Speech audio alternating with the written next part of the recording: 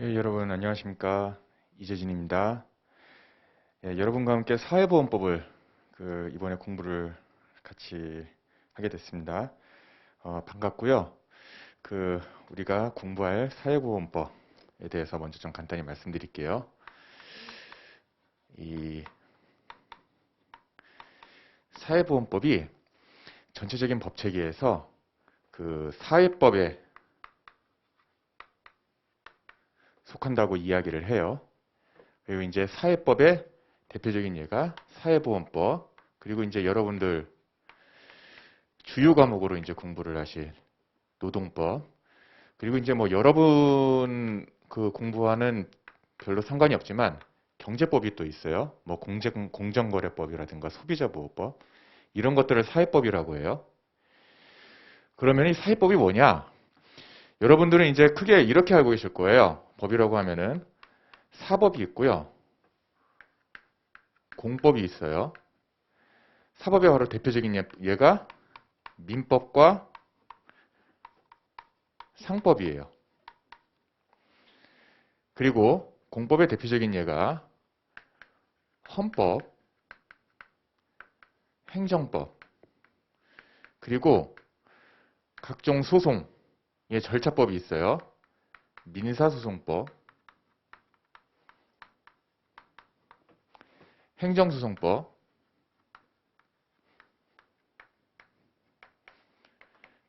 또 행정심판법도 있죠. 뭐 이제 이런 법들을 공법이라고 그러는데, 사법은 쉽게 말해서 사인과 사인 간의 관계를 규율하는 법이에요. 우리가 흔히 사적 자치의 원리라고 하죠. 그래서 대등한 당사자, 사인과 사인 간의 그 사적 자치 원리에 의해서 이렇게 뭐 계약도 맺고 이러는데, 만약에 계약을 어겼을 때는 뭐 손해배상을 할 수 있다, 뭐 이런 것들을 규율하는 법이 바로 사법이에요. 민법과 상법이 대표적인 예고요.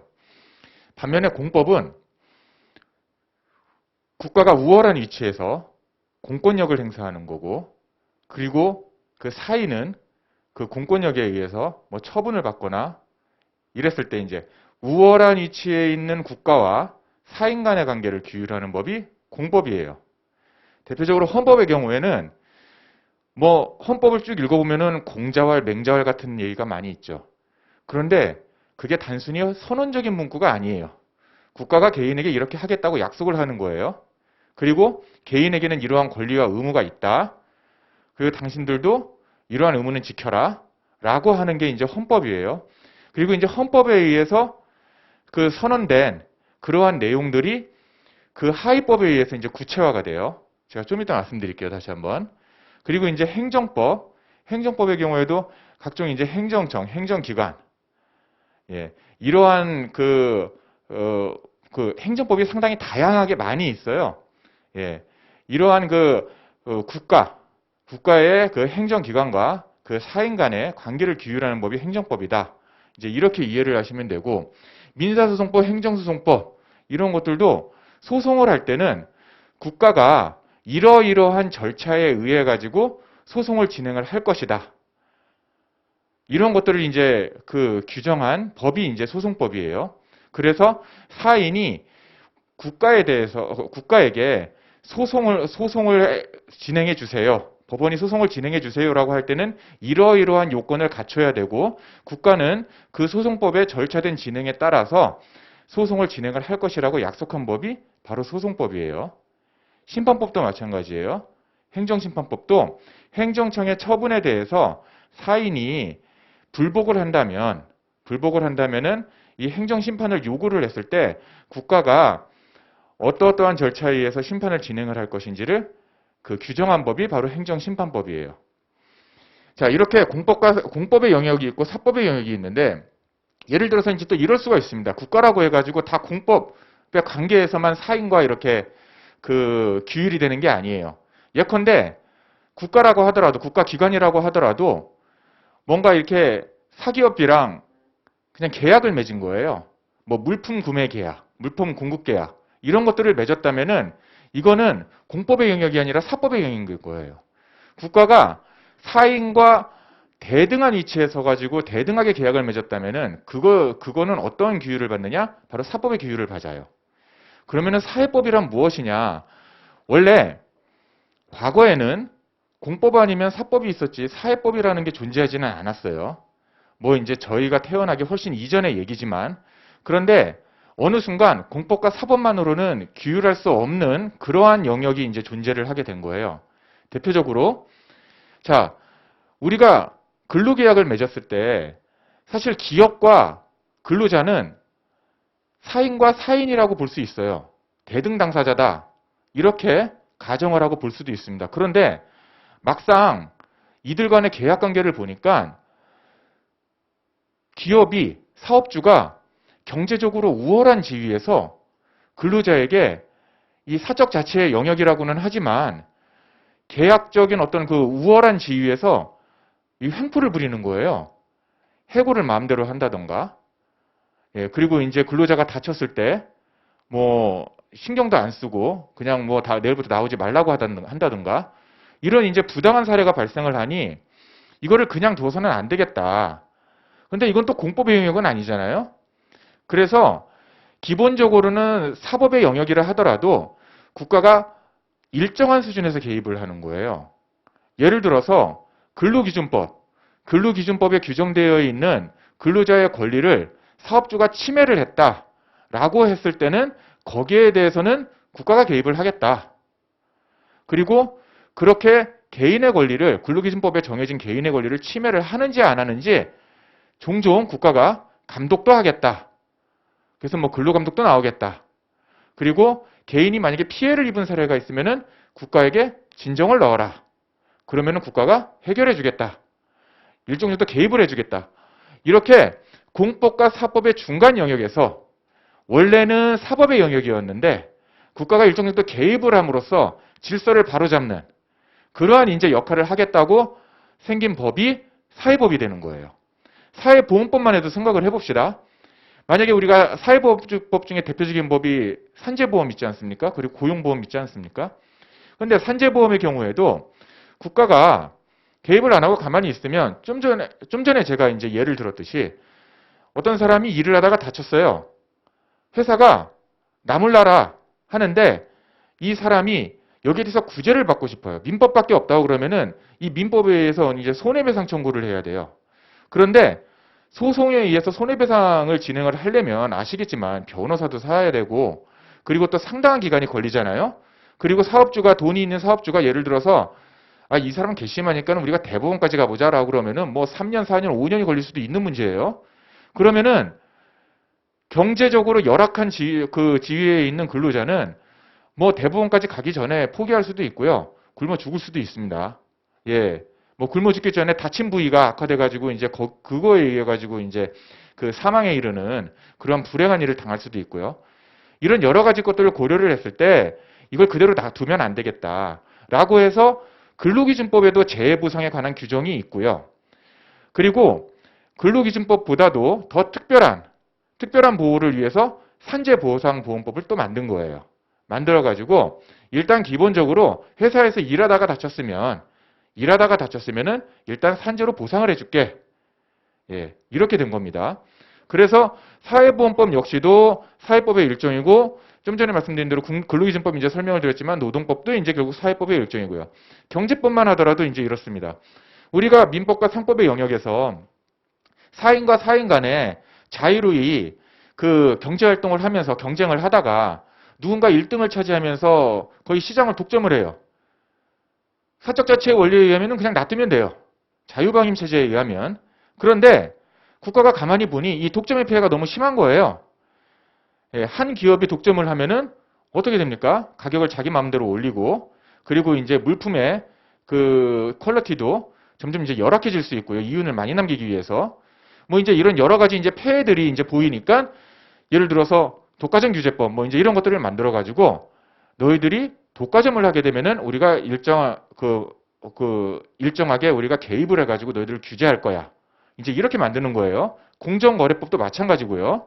공정한 거래를 해야 되는데 공정하게 다투어야 되는데 예를 들어서 대기업 집단이 계열사들끼리 서로 물건을 사고 팔고 싸게 사고 팔고 하면서 다른 경쟁업체들은 그 거래에 끼어들지 못하게 만든다면은 그거는 그 그거는 이제 경쟁을 저해하고 아까 전에 제가 말씀드린 바와 같이 여러 가지 이제 폐해를 또 야기시킬 수가 있잖아요. 그래서 이제 공정거래법도 만드는 거고 소비자보호법도 마찬가지고요.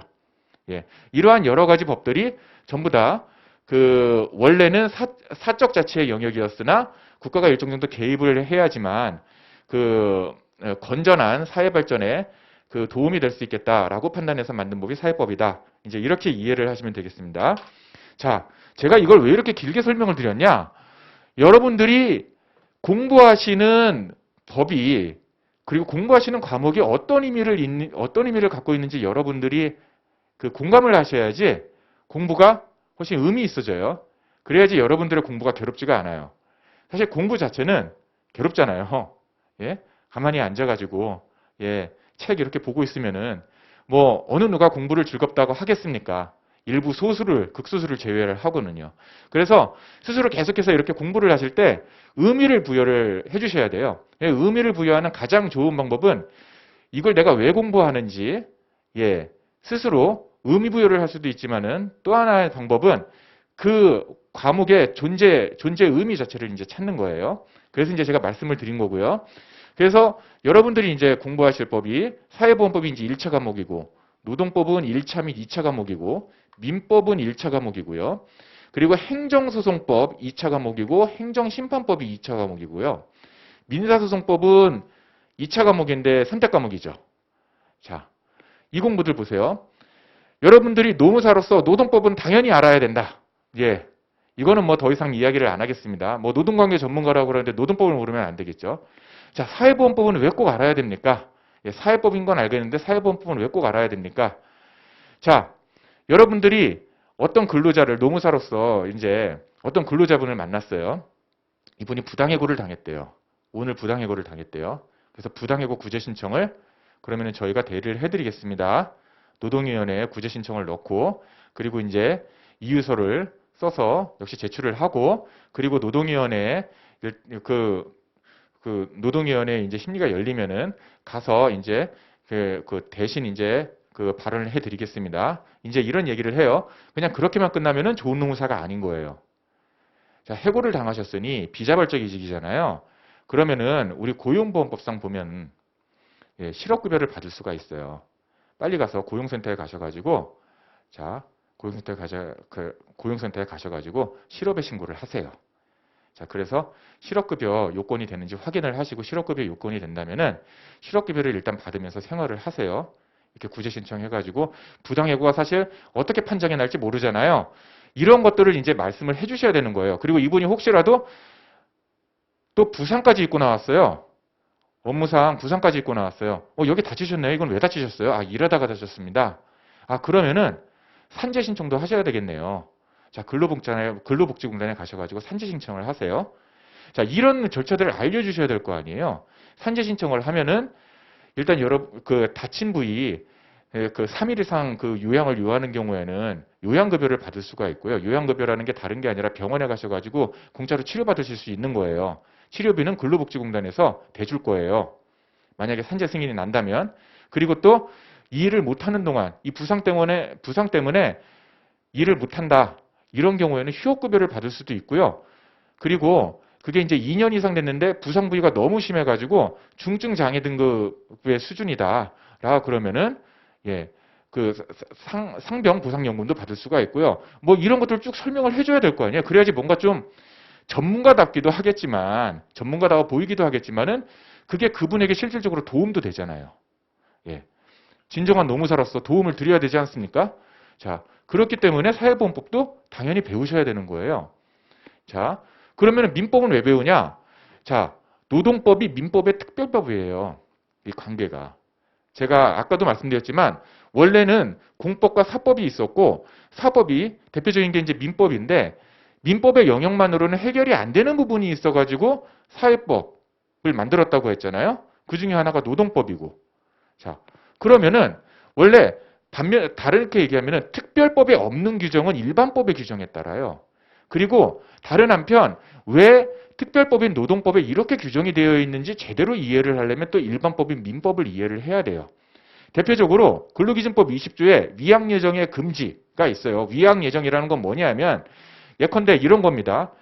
근로계약에 이런 게 쓰여져 있어요. 내가 딱 보니까 만약에 근로자 이재진이 그 오늘부터 2년 동안 2년 이내에 이 회사를 이직하게 될 경우에는 그 위약금 조로 1억 원을 회사에 지불한다. 뭔지 이렇게 쓰여져 있어요. 자, 민법의 영역에서는 사실 그게 가능해요. 위약 예정의 금지 가능합니다.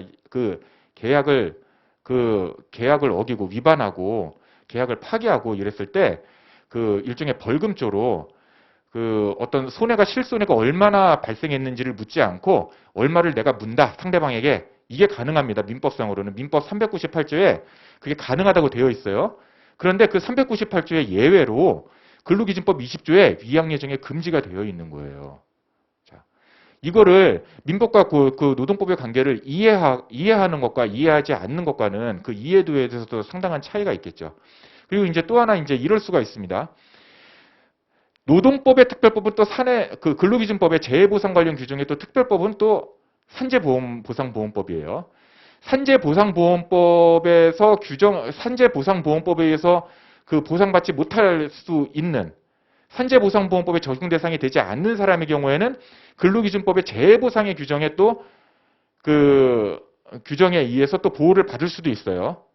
그러니까 특별법에서 보호받지 못하는 거는 만약에 일반법에 그게 이제 규정이 되어 있다면 일반법의 그 규정에 의해서 보호를 받을 수가 있어요. 그런데 자, 특별법이냐 일반법이냐는 절대적인 게 아니에요. 이 법과 법의 관계에서 달라져요. 좀 전에 이상하시지 않았어요? 왜 노동법이 민법에 대해서 특별법이라고 그러더니 갑자기 산재보상보험법 얘기를 하면서 또 일반법이래? 이런 의문이 떠올리실 수 있어요. 노동법, 근로기준법이 또 산재보상보험법에 대해서는 또 일반법이 되는 거예요. 이 관계가. 반면에 산재보상보험법은 근로기준법에 대해서는 또 특별법이 되는 거예요. 자, 그런데 근로기준법의 재해보상 규정에 의해서마저도 또 보호받지 못하는 경우가 있다. 이럴 때는 또 민법에 의해서 뭐 손해배상 신청을 한다던가 이럴 수 있습니다. 이럴 때는 또 특별법이 근로기준법이 되고 특별법인 근로기준법과의 관계에서 민법은 또 일반법이 되는 거예요. 예. 어쨌든 이러한 관계들을 고려를 했을 때 어떤 사람이 어떤 사건이 벌어졌다. 좀 전에 말씀드렸지만 업무상 부상과 같은 그런 사건이 벌어졌다 했을 때 이러한 각종 법들을 알고 계셔야지 조금 더 복합적으로 여러분들이 지원을 해드릴 수 있겠죠. 그냥 여러분들이 예컨대 근로기준법상 재해보상만 알고 있어요. 그러면은 거기에 규정되어 있지 않은 사안이 발생을 했어요. 그러면은 여기 규정되어 있지 않으니까 보상을 못 받으시겠네요. 그냥 그러고 끝나게 되는 거잖아요. 이상하잖아요. 예. 정말 방법이 없나요? 자, 그랬을 때 우리가 또 민법 규정을 알고 있으면은 민법상 그 손해가 당신에게 실손해가 발생한 부분에 대해서는 손해배상을 청구할 수도 있고 그리고 또 더더군다나 만약에 이게 무슨 뭐 불법행위에 의한 그러한 손해가 발생을 했다라고 했을 때 그때는 또 그 불법행위에 대한 어떤 손해배상 청구 또는 위자료 청구 뭐 이런 것도 가능해요라고 우리가 이제 그 노무사가 이제 변호사는 아니니까 뭐 소송까지 진행은 못하더라도 이 정도 이제 여러분들이 어드바이스는 해드릴 수 있겠죠. 자문은 해드릴 수 있겠죠. 자, 그러면은 좀 이야기가 길어졌는데 행정소송법, 행정심판법은 또 왜 필요하냐? 아까 제가 그 부당해고 관련해서 구제신청 노동위원회에 한다고 말씀드렸죠. 지방노동위원회에 일단 구제 신청을 하고 지방노동위원회에서 만약에 원하는 결과가 안 나왔을 때 중앙노동위원회에 또 구제 신청을 하고 중앙노동위원회에서도 원하는 결과가 안 나왔을 때 중앙노동위원회 위원장을 피고로 하여 행정소송까지 할 수 있는 이 절차가 사실은 행정심판 및 행정소송 절차예요. 지방노동위원회, 중앙노동위원회 관련 절차는 노동위원회법에 있기는 한데요. 그게 사실은 특별행정심판 절차예요. 그러니까 특별행정심판 절차로서의 노동위원회 절차가 있으면은 사실은 그거의 일반법은 뭐냐면은 행정심판법이 되는 거예요. 그러니까 행정심판 절차를 기본적으로 알고 계셔야지 노동위원회의 절차에 대한 이해도도 더 높아지겠죠. 그래서 여러분들 실제로 행정심판법을 그 시험을 보실 때 보면은 노동위원회 관련된 문제가 많이 나와요. 예, 기출 문제를 보시면은. 자, 그리고 사회보험법에서도 제가 이제 계속 그 각 법을 설명드릴 때마다 이제 설명을 드리겠지만은 불복 절차가 다 있어요.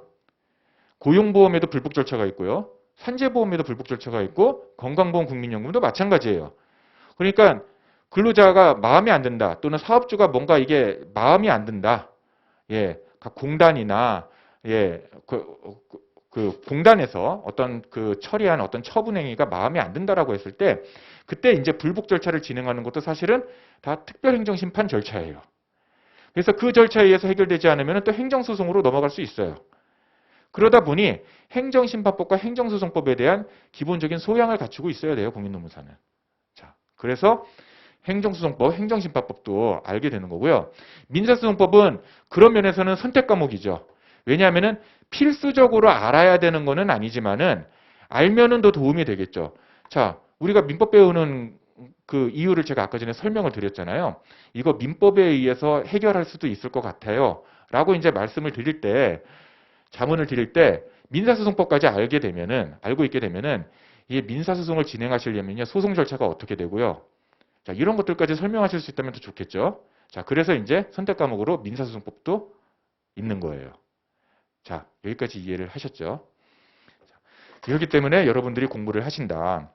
자, 그러면 자, 법칙이가 이런데 우리가 그러면은 사회보장 체계는 어떻게 되느냐? 아까 헌법 말씀드렸죠. 저기 여러분들 그 교재에 그 에센스 사회보험법 3페이지 보시면은요. 3페이지 보시면은 1번의 괄호 2에 헌법 제34조가 나와요. 헌법 제34조에 관련된 얘기가 나오는데 거기 사회보장 기본권 헌법 제34조 하면은 동그라미 1번에 모든 국민은 인간다운 생활을 할 권리를 가진다. 그리고 동그라미 2번에 국가는 사회보장, 사회복지의 증진에 노력할 의무를 진다. 이렇게 되어 있잖아요. 자, 헌법 제34조 제1항과 제2항에 의해서 이 규정된 이러한 모든 국민의 권리 그리고 국가의 의무를 구체화한 법이 사회보장기본법이에요. 제가 말씀드렸죠. 헌법이 공자왈, 맹자왈 쓰여져 있는 것 같지만 그 헌법에 의해서 하위법이, 구체적인 하위법이 규정이 되고 그거에 의해서 사람들이 규율을 받는 거예요. 국가도 규율을 받고요. 헌법에 이렇게 약속이 되어 있으니까 사회보장기본법을 만든 거예요. 이렇게 약속되어 있으니까 아, 공자왈, 맹자왈 얘기 좋네. 그리고 그냥 끝나면 안 되는 거예요. 그래서 사회보장기본법이 만들어졌고요.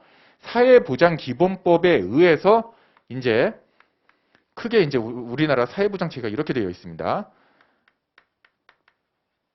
사회보험, 공공부조, 사회서비스 이렇게 되어 있어요. 이렇게 세 가지인데 이것도 이제 자주 나옵니다. 사회보험, 공공부조, 사회서비스 이 중에서 하나 엉뚱한 거 집어넣고 뭐 다음 중 우리나라 사회보장 제도에 사회보장 제도가 아닌 것은 뭐 이제 이렇게 나올 수 있어요. 그래서 뭐 이거 세 개 하는데 굳이 뭐 두 문자까지 필요할까 하는데 좀 헷갈릴 것 같다 그러면 그냥 사공서 그냥 이렇게 외우세요. 그냥 사공서 해가지고 예. 자, 공공부조 사회서비스 이런 것들은 이제 나중에 설명을 하고요. 자, 우리가 사회보험은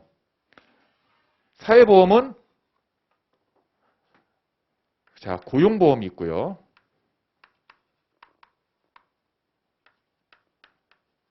산재보험이 있고요. 그리고 고용산재 보험료 징수법이 있고요. 그리고 건강보험이 있고요. 국민연금이 있어요. 국민연금. 자, 여러분들이 본격적으로 공부하실 부분은 사회보장기본법하고 고용보험, 산재보험, 그리고 징수법, 건강, 그리고 국민연금 이렇게죠. 여러분들 가장 관심 있어 하시는 자, 시험 출제, 문항수, 사회보장기본법이 보통 4문항, 3문항일 때도 있지만 보통 4문항, 그리고 고용보험이 6문항, 산재보험 6문항, 징수법 4문항, 그리고 건강보험 2문항, 국민연금 2문항이에요. 이렇게 하면은 합치면은 24개가 되죠. 그러면 한 문항 어디 갔어? 자, 한 문항은 이 셋 중에서 보통 한 문항이 더 나옵니다. 예. 그래서 어떨 때는 고용보험법이 7문항 나올 때도 있고 어떨 때는 산재보험이 7문항 나올 때도 있고 요즘은 징수법이 또 5문항 나오는 경우가 많은 것 같아요. 예. 그러면 이제 대강 감을 잡으셔야 돼요. 제가 먼저 말씀드리지만 1차 과목과 2차 과목은 접근법이 달라야 돼요. 저는 제가 공부할 때도 2차 과목 때 그 A급, B급, C급을 막 구분해서 이제 공부를 하는 게 사실은 잘 이해가 안 됐어요. 왜냐하면 여러분도 아시겠지만 2차 과목은 정말 혈전이거든요.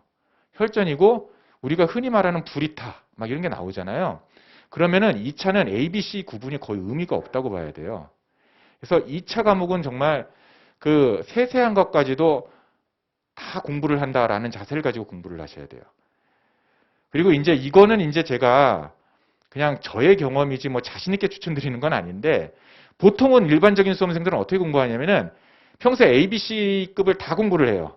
그러다가 나중에 시험에 가까울수록 A, B급, 그 다음에 나중에는 A급 이렇게 점점 줄여요. 근데 저는 사실 반대로 추천드려요. 처음에는 공부할 양이 많잖아요. A, B, C는 어떤 때 쓰시냐면 이럴 때 써먹으세요. 처음에는 A급만 공부를 하세요. 그 다음에 나중에 시험에 가까울수록 제 생각에는 A급이랑 B급까지는 공부를 하셔야 돼요. 처음에도. 시험에 가까울수록 C급을 이제 공부를 하셔야 돼요. 점점 더. 그래가지고 나중에 정말 시험이 완전히 가까웠을 때는 A, B, C급을 한꺼번에 이렇게 다 떠올릴 수 있어야 돼요. 그러면 어떤 차이가 나겠습니까? 예전에는 A, B, C급을 다 공부를 했는데 나중에 C급을 공부를 안 한 사람은 C급이 나왔을 때 불이타다. 본인이 공부를 했을 때 기억이 가물가물해요. 그런데 2차는 여러분들 아시다시피 논술이잖아요. 그 제한된 시간이요. 여러분들이 공부를 하면 할수록 얼마나 시간이 모자란지를 절감하실 거예요. 문제를 보자마자 쫙 답안이 바로 떠올라야 돼요.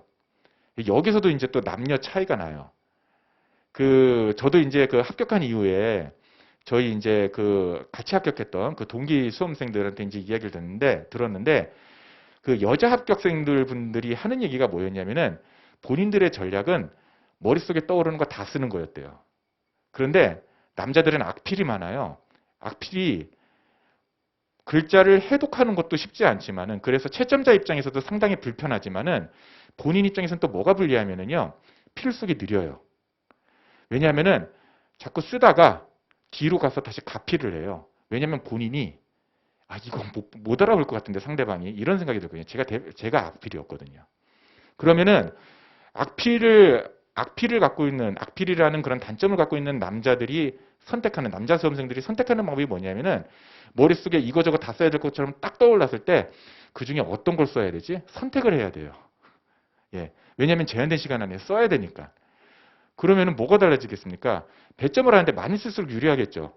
예. 그래서 요즘 남녀 그 합격 비율을 보고 뭐 남녀 할당제니 뭐 이렇게 얘기를 하는데 저는 그 할당제 아니라고 생각을 해요. 할당제라는 게 애초에 있다면은 국가가 그거를 공표하지 않고서는 나중에 정말 큰일 나거든요, 이거.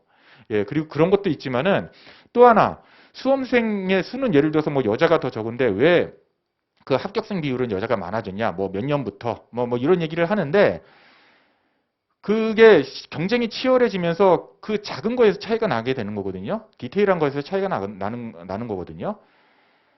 뭐 여자 수험생분들이 하나라도 더 쓰니까. 그러니까 합격률이 높아지는 거예요. 예. 그런데 아무튼 뭐 그거는 이제 둘째 문제고 어찌됐든 간에 2차 공부할 때는 다 공부해야 된다. 반면에 1차는 원래는 이 말씀을 드리려고 했어요. 1차는 선택과 집중이에요. 그래서 우리 뭐 다 아시다시피 평균 60점을 넘기면 되잖아요. 그리고 40점에서 꽈락만 안 맞으면 되잖아요. 꽈락만 안 맞으면 되잖아요. 이렇게 생각을 하면은 사회보험법 역시도 이걸 다 공부할 필요는 없는 거예요. 한번 계산해 볼게요. 이 두 개를 빼면 어떻게 됩니까? 나머지를 다 맞는다고 가정을 하지 맙시다. 부담스러우니까. 여기서도 한 문제 틀린다고 가정을 하면은 그러면은 20문제 맞는 거잖아요. 자, 25문제 중에 20점을 맞으면 얼마나 되죠? 그래도 80점이에요. 자, 그래서 제가 말씀드리지만 사회보험법은 80점을 목표로 해라. 자, 여기서도요, 4문제 중에서 찍으면 한 문제는 맞아요. 그러면은 여기서 열심히 공부해가지고 많이 틀려야 2문제 틀리게 한다라고 여러분들이 여기서 이제 집중적으로 열심히 공부를 하시면 80점을 맞을 수 있거든요. 80점을 맞으면 어떤 점에서 유리하냐면요.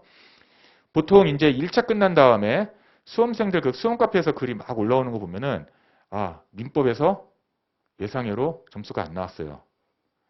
민법이 이해가 안 됐어요.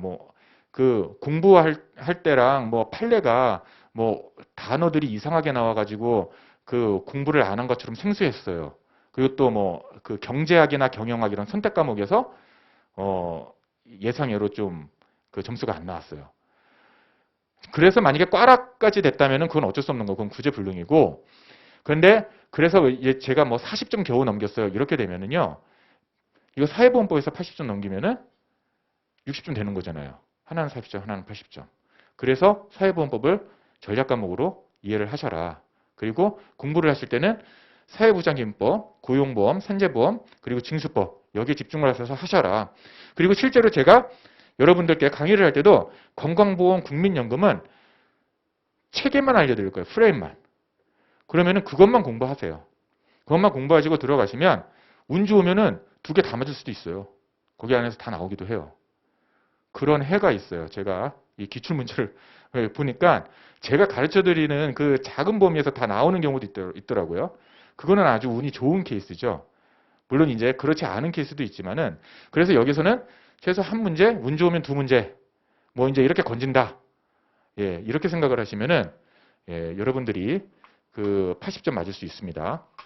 자, 그러면은 그 다음에 사회보험 공공부조 사회서비스가 우리가 이게 어떤 창의적인 그 행정가, 과거에 행정고시 열심히 공부해가지고 그 공부도 잘하고 창의적인 행정가의 머리에서 그냥 나온 거냐? 그게 아닙니다. 다 역사가 있어요.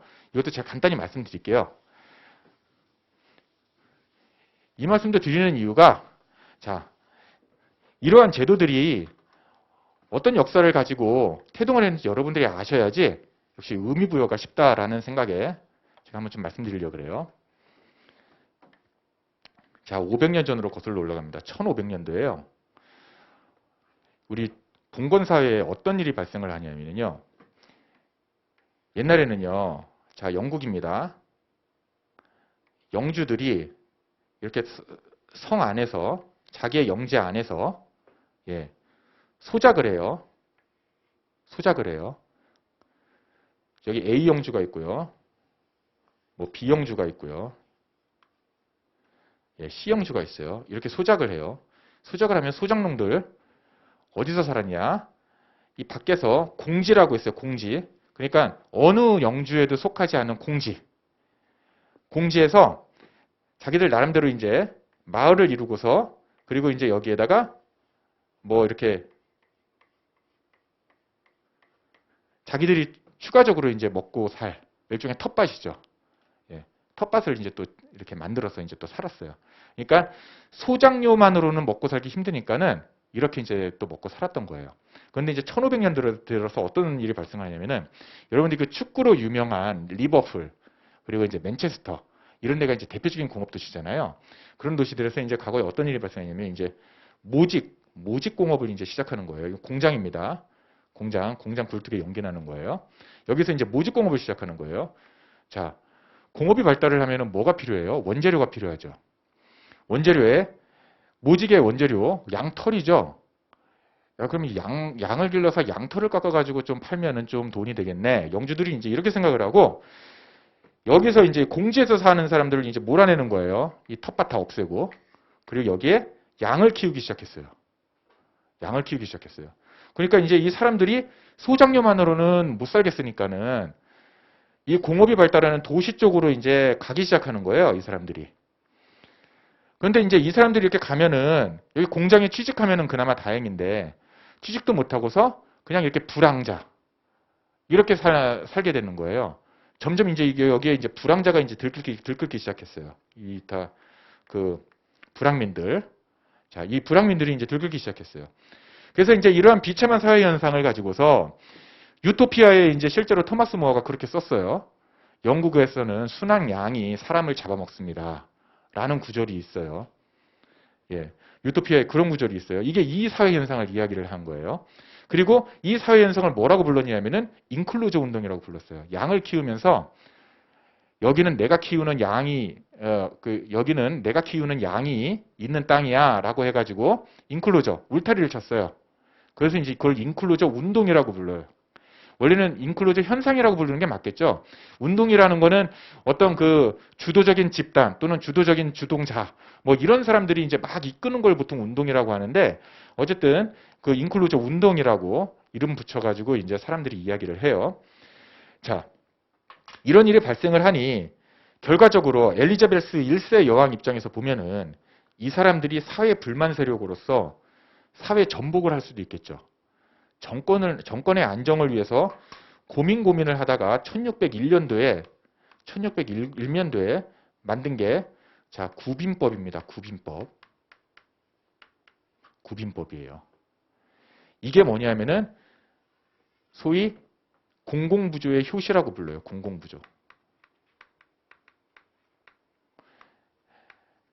아까 제가 사회부장제도, 사회보험, 공공부조, 사회서비스 세 가지 말씀드렸죠. 그 중에 하나 공공부조의 효시가 구빈법이에요. 그래서 구빈법의 역사적인 의미는 뭐냐면은 세계 최초로 국가가 국민의 사회복지를 책임지기 시작한 거예요.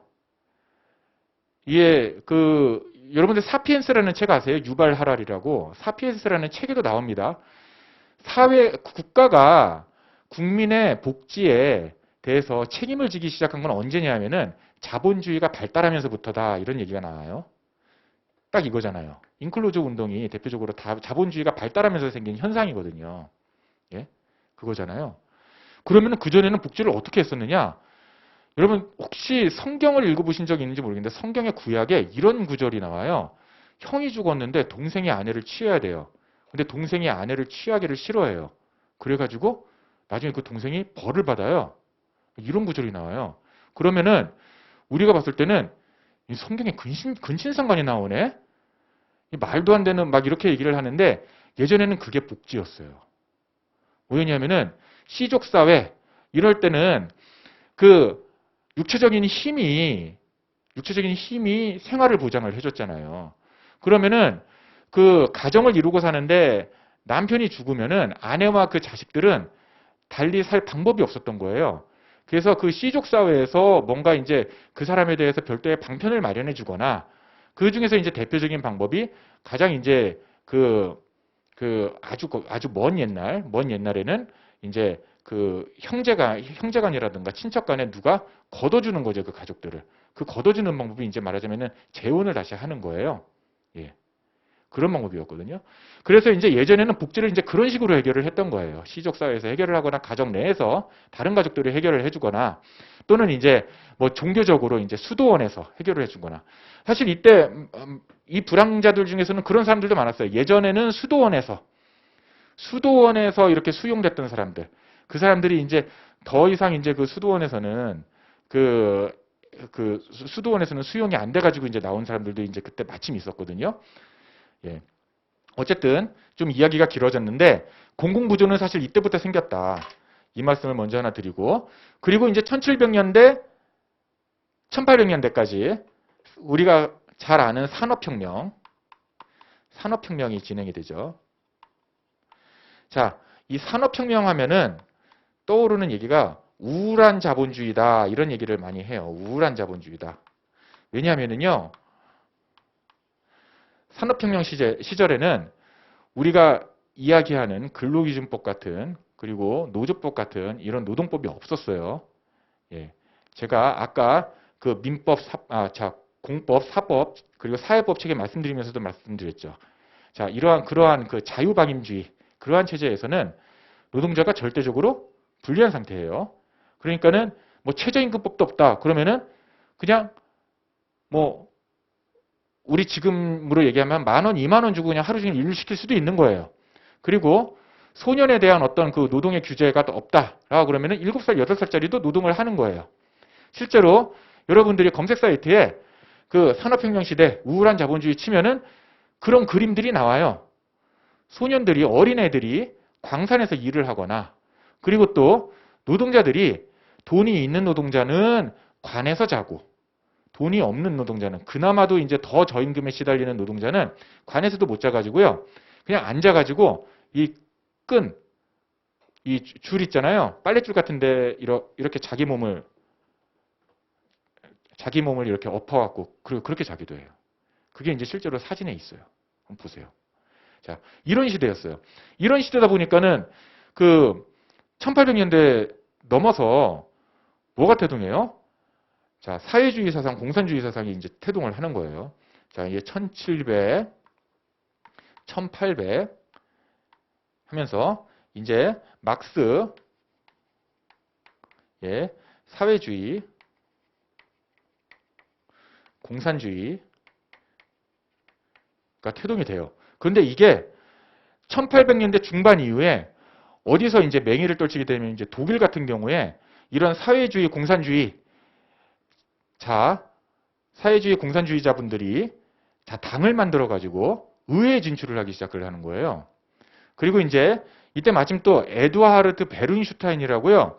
그 사람도 원래는 사회주의 공산주의자였어요. 막스 엥겔스주의자였는데 그 사람이 봤을 때는 야, 이게 자본주의 체제가 전복이 돼 가지고 공산주의 사회가 된다 그래 가지고 과연 우리가 꿈꾸는 유토피아가 될까?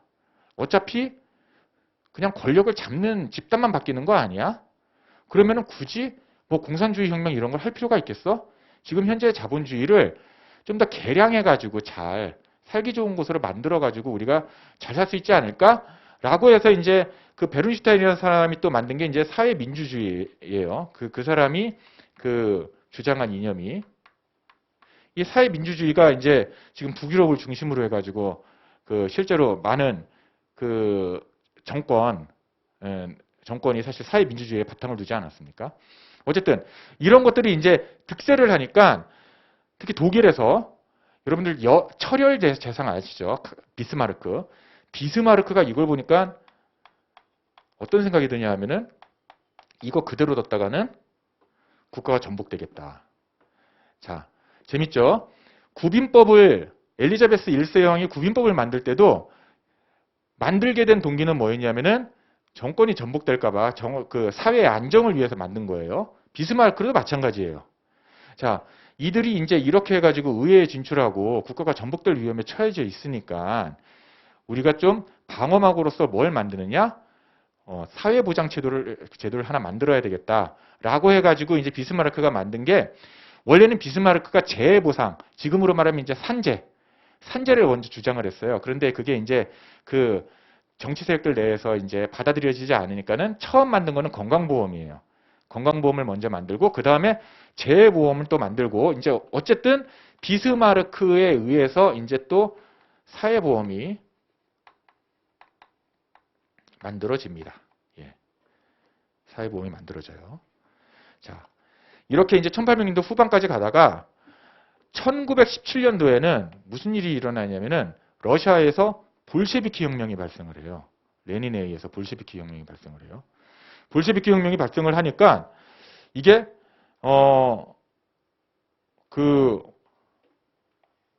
이게 이렇게 되거든요. 제가 지도를 잘 못 그리는데 자, 여기가 소련이다. 이게 구소련, 예, 러시아다라 그러면은 이쪽에 이제 동유럽이 있어요. 뭐 헝가리네, 폴란드네, 예, 크로아티아네 이런 동유럽이 있고 그 다음에 서유럽에서 가장 동유럽과 가까운 곳에 있는 곳이 독일이에요. 독일. 예, 여기서도 또 독일이 또 나옵니다. 1917년도에 볼셰비키 혁명이 발생하고 이게 동유럽 쪽으로도 이제 확산될 기미를 보이니까는 가장 불안한 곳이 어디냐? 서유럽 쪽에서 독일이 가장 불안한 거예요. 야, 이게 이쪽으로 저 혁명의 불길이 이쪽으로 오면은 우리가 또 위험해지겠네. 해가지고 이때 독일 지역의 바이마르 공화국, 바이마르 공화국에서 만든 헌법이 바이마르 헌법이라고 만들어요. 바이마르 헌법. 이 바이마르 헌법이 주장하는 게 뭐냐면은 드디어 생존권적 기본권을 주장을 해요. 생존권적 기본권.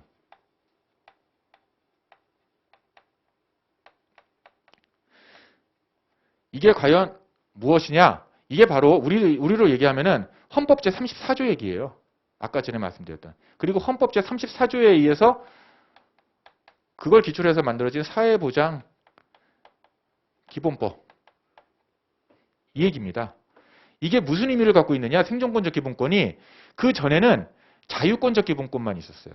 자유권적 기본권은 아주 단순하게 얘기해서 이겁니다. 사람은 이러이러한 권리를 갖고 있어. 일종의 천부인권인데요. 이런 인권을 갖고 있으니 건드리지 마. 국가가 건드리지 마. 이겁니다. 예. 원래 사람은 이러한 자유를 갖고 있으니 자유권적 기본권을 갖고 있으니 국가가 건드리지 말아라. 이게 이제 자유권적 기본권이에요. 이게 헌법에 보면은 그 국민의 권리 중에 자유권적 기본권이 있고 생존권적 기본권이 있어요. 여러분들이 나중에 노동법에 가서도 잠깐 배우겠지만 자유권적 기본권은 쉽게 말해서 국가가 건드리지 않을게. 건드리지 마. 함부로 개입하지 마. 이게 자유권적 기본권이고요. 반면에 생존권적 기본권은 뭐냐면은 국가가 세금을 써가지고 이러이러한 걸 해줘야 돼. 국민의 권리를 위해서. 이게 생존권적 기본권이에요. 예. 그래서 세금을 써야 되는 생존권적 기본권의 경우에는 원래는 예전에는 없었던 사상이에요. 그런데 사회주의, 공산주의, 사회민주주의가 막 이제 몰려들면서 독일에서 비스마르크가 사회보험까지 만들었는데도 러시아에서 볼셰비키 혁명이 일어나고 동유럽 쪽으로 이 사회주의 혁명, 공산주의 혁명이 막 불길처럼 일어나니까 또 하나 이제 생각을 해놓은 게 생존권적 기본권. 아, 그래. 국가가 세금을 써가지고 뭔가 해주는 걸 만들자. 아예 헌법에 그 못을 박자라고 해가지고 생겨난 개념이 바이마르 그 헌법에 의해서 만들어진 그러한 개념이 생존권적 기본권이에요. 자, 이거는 생존권적 기본권은 여러분들이 이렇게 생각하셔야 돼요. 이거랑도 연관이 돼요. 나중에 이제 노동법, 그 근로기준법, 노조법 이제 이런 거 배울 때도 외국인에 대한 근로의 권리가 근로의 권리를 자유권적 기본권으로 봤을 때, 생존권적 기본권으로 봤을 때 외국인에게도 보장이 돼야 되느냐 말아야 되느냐 이런 얘기 나오거든요. 보통 자유권적 기본권은 국민이든 외국인이든 상관하지 않고 다 보장이 된다고 생각을 해요. 왜냐면 천부인권이니까. 그리고 또 하나는 세금을 쓰지 않는 거잖아요. 국가가 그냥 개입하지 않는 거잖아요. 너 이거 할 수 있어. 외국인이라도 우리나라에 와서 그런 권리는 누릴 수 있어. 이건 인간이라면 당연한 권리니까. 이렇게 보는 게 자유권적 기본권인 반면에 생존권적 기본권은 아까도 말씀드렸지만 국가가 무언가를 해줘야 되잖아요. 그럴 때는 보통 국민에게만 해준다고 생각을 해요. 외국인에게는 그런 권리가 없다고 생각을 해요. 외국인이 세금을 내고 제대로 이제 뭐 비자를 갖고 와가지고 뭐 일을 한다거나 뭐 그러지 않으면 일할 자격을 가지고서 법에 의해서 그렇게 하지 않는다면은 그 일할 자격이 없는 외국인이 만약에 우리나라에 와가지고 뭐 일을 하다가 다쳤다. 그랬을 때 이거에 대한 재해보상에 대한 그 재해를 보상받을 수 있는 권리를 예를 들어서 자유권적 기본권이라고 해석을 해버리면은 그 외국인에게는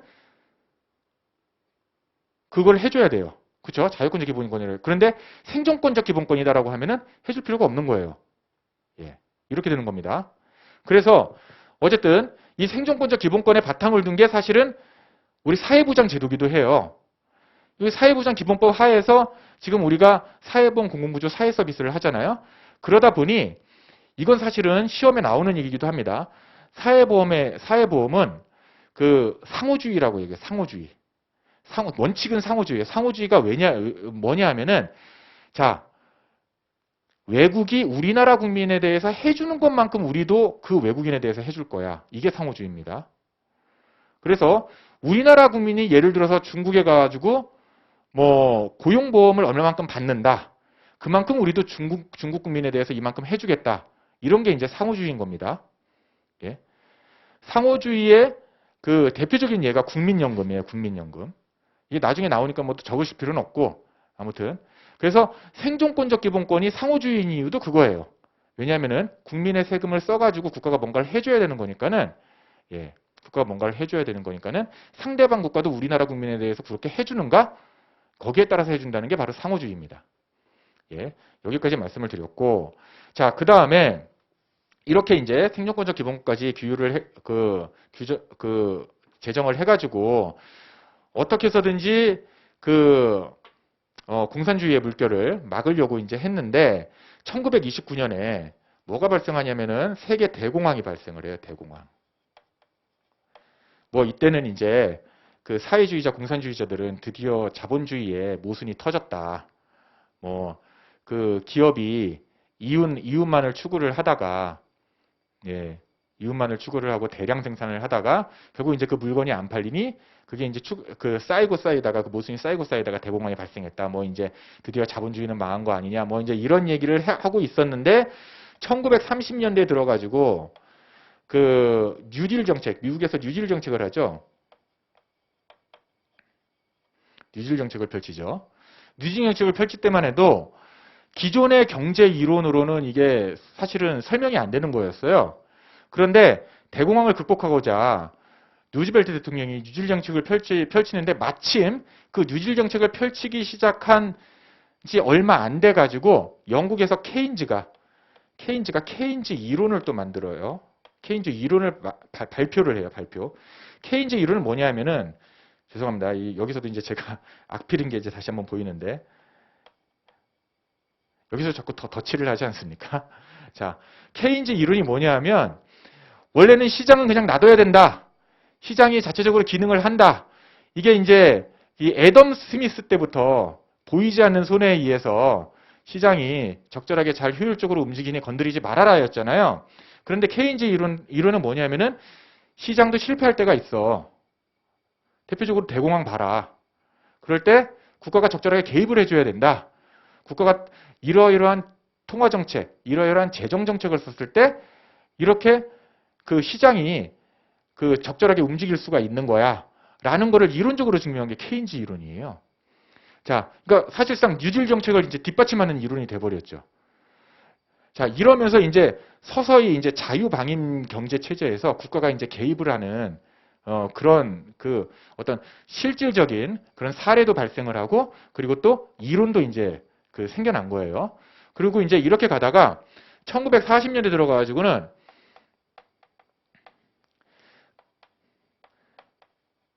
역시 영국이죠. 영국의 베버리지라는 학자분이 베버리지 보고서를 써요.